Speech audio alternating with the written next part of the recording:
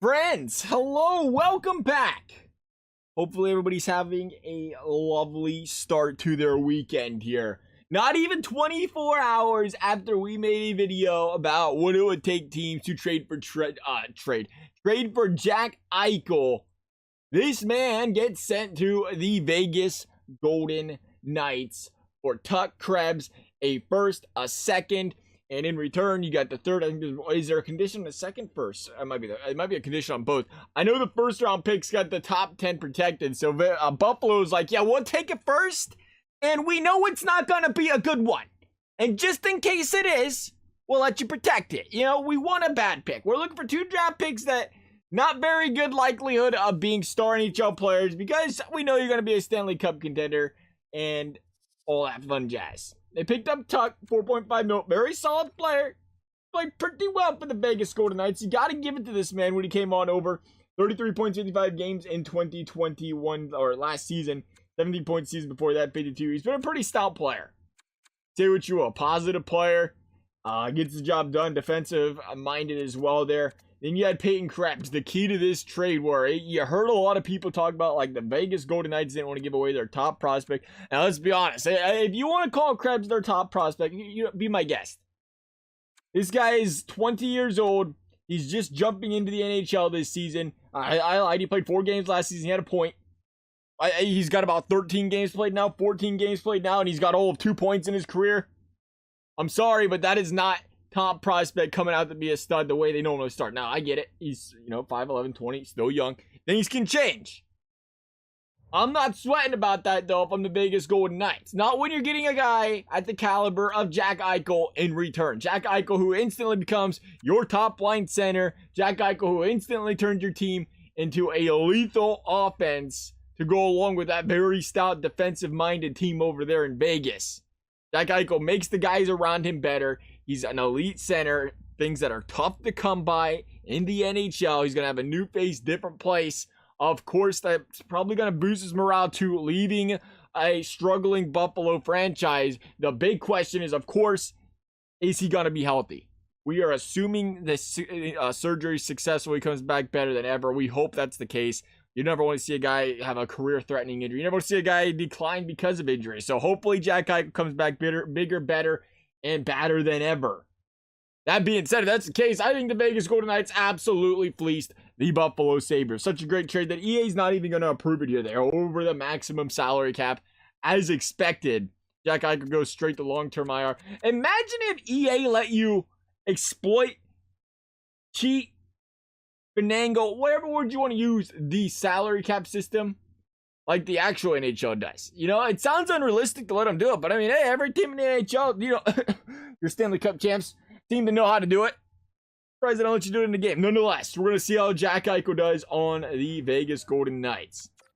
Jack Eichel, who again, instantly top line center for the Vegas Golden Knights. He's going to play with Marshall. He's going to play with Stone. That'd be a pretty dirty first line. You got Carlson, Pacioretty, Smith, second line. Really solid top 6. There's a lot of depth on the Vegas Golden Knights. Dadonov, Janmark, continuing on there. Again, the defense. Theodore Pietrangelo, some great defense. Defense has been what's pushed this team through playoffs and the great goaltending here of late for the Vegas Golden Knights. But I do think the one thing you really do have to think about with this trade, and I think it's a straight fleece job. I really do. I can't be convinced otherwise. I know a lot of Vegas fans are worried about Peyton Krebs and everything like that, but let's just remember, let's put a number on these prospects. Remember all the first round draft picks the Vegas Golden Knights had to start that expansion year, all the picks they've had since then. They've had 5 years of draft picks, and only 2 of them currently play on the Vegas Golden Knights in the NHL. The rest of them, AHLers, and never touched the ice. Minus Nick Suzuki. Suzuki's over there, he left. That was a good draft pick there. But besides that, over 5 years, they have not had the most successful draft work. That just shows how well the GM has done and the organization in general has done in building an absolute juggernaut over there in Vegas, whilst not having a good draft picks. Imagine if they had some better draft picks and better players coming up through the system as well. They've done an excellent job to build this team. So I ain't completely worried about Peyton Krebs. I think what I worry about is understanding Jack Eichel's $10 million a year. This guy eventually is going to play, hopefully, being optimistic. They're going to have to open some cap space. Now, they moved some cap space with Tuck. But you have to assume Janmark probably done. They're going to get a cheaper guy there for some depth. And then, is it Riley Smith? Is Smith on his final year this season? To open up some cap space for Jack Eichel. I feel like those guys have to go. Maybe more. And that's where you start to question that trade-off of how many of these guys do you lose. It's not just that trade. You're going to lose a couple more guys in a trade-off to make that cap space. I think that's where you start questioning things. But, again, it's Jack freaking Eichel. My mantra in theory has always been, if you can get an elite stud player to come to your organization or you can acquire one, you do it. It sounds easy, especially when you're a fan of a really popular team that can get all the good players. But telling you what, as a Blue Jacket fan, I am well aware of the struggle of getting good talented players to come to your organization. I am telling you, it is a privilege. If you have the ability to pick one up, you grab that guy and you worry about the rest later. This is a guy that's in his 20s still, and he's going to be for a long time. You build around a guy like Jack Eichel. You worry about the rest later. He's worth every penny of that $10 million if he's healthy. I can't imagine Vegas not coming out on top of this trade unless Jack Eichel cannot come back to playing at his regular self after this injuries. Again, hopefully that's not the case. That's my personal perspective on it. I know there's a lot of hot takes out there about it, but man, I just think, remember Ryan O'Reilly? I remember when Blues fans were panicking about the Ryan O'Reilly trade. Like, why did we just give up Tage Thompson and Vladimir Sobotka and all these guys that are doing nothing for the Buffalo Sabres? Meanwhile, Ryan O'Reilly was a big piece of the St. Louis Blues going out there and dominating and winning one of them pretty little shiny things that one year. Because the guy's a stud. You know, you wonder how much of a boost you get for Jack Eichel once he leaves the Buffalo Sabres as well. I'm not trying to bash on Buffalo, but it's just fact of the matter in any sport. You know, you leave one of these not as good organizations, you go to a better one. It kind of breathes new life into you to play even better. Vegas, gonna be a playoff team, gonna play the Blackhawks first round. Jack Eichel says, welcome to Vegas. 96 points. How you feel about that? I think Vegas would be all right with that. Guy's gonna lead the team in points, 96 of them. 43 Genos. I think he'd be able to work with that. Look at that first line. Talk about bringing those around him up. And that is not a knock on either one of those guys. They are more than capable of doing it on their own. Gotta be careful we say that. Mark Stone's been a sneaky point per game player there for a while. Really good player. Plus the defensive abilities are Pietrangelo, assist machine. 28 goals out of Pacioretty. Look at the plus minus for Pietrangelo at 52.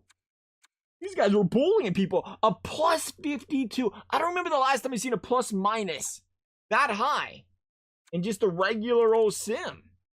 That's wild. That's got to be a Norris, doesn't it? It has to be. Don't go out on the ice when Theodore and Pietrangelo are playing, to say the very least. Vegas comes in as a wild card, really. They got a tough hill to climb. That means the Chicago Blackhawks won their division. 3.28 goals per game, 2.8 goals against. Yeah, spit it out. Was a little low. How'd that Central look? Yeah, Chicago 102.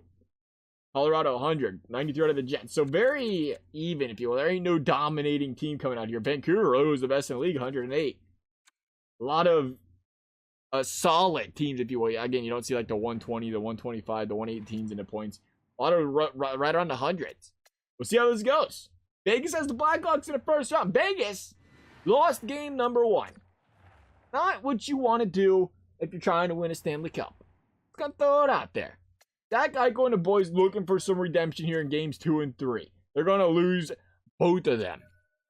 We talked about the depth and how the Vegas Golden Knights might fare in this sort of situation. Because you know what? That's when the depth really starts to come alive and notice in the playoffs. When you got them bottom third line, that fourth line players that not only can lock things down on defense out there, but they can grind across them greasy goals. You go out there and push your team ahead whenever your top guys are getting shut down. Stone, Smith, Janmark. It looks like the Vegas Golden Knights are going to win this one and win this one handedly. Chicago, that's impressive. Because by the looks of it, they've already won more games in this series than they've won the entire season so far in the actual NHL. So that's impressive. Good on them. They know how to sim up well. They still know how to play well on the ice. They do have a good team to sim up, too, when you look at it. You brought Seth Jones over. You brought Fleury over. You already had Patrick Kane, Johnny Tays. Vegas trying to get that reverse sweep going. Jack Eichel says, don't worry, boys. I'll put you on my back. It's my fault if we lose. Because I was like, you know, I want to be a Vegas Golden Knight, and I might have broke things up for the chemistry over there in the locker room. I'm trying to fix that. Don't blame me, please.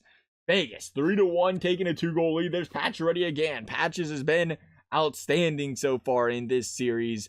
3-1. Blackhawks need to find the net, and they need to find it quickly, or they're on the verge of going from up 3-0 to potentially allowing this series to be tied at 3 apiece, entering Game 6 in Vegas. Place is expected to be rocking. If I had to guess, can we click on over? Thank you, that was much appreciated. As was kind of changing the font, EA. Quick shout out to them. They're still working on it. But I did see it was at the line chemistry stuff we could actually see properly with the recent update. There's still some white on white and some black on gray and stuff. But, you know, they're getting there. They're getting there. We're starting to be able to read what we're looking at now. I like it. And Borgstrom, first period. Chicago is going to jump out to a 3-2 lead. There we are. Again, we're talking about it. You get that bottom 6 players out there to go out there and grind some goals across. Chicago getting that done right now. Vegas, though, says, how about a tie baseball game? Mark Stone from the slot. It's tied up. Blackhawks power play. Vegas kills this off, and the momentum is all in their favor. What a save there. Here we go. Vegas all over Marc-Andre Fleury, but Fleury is just carrying this team right now. Good for Fleury. Putting the team on his back. Big save there, Robin Lehner. Blackhawks going to take the lead off of that Fleury momentum, but right back come the Vegas Golden Knights. You seen that right.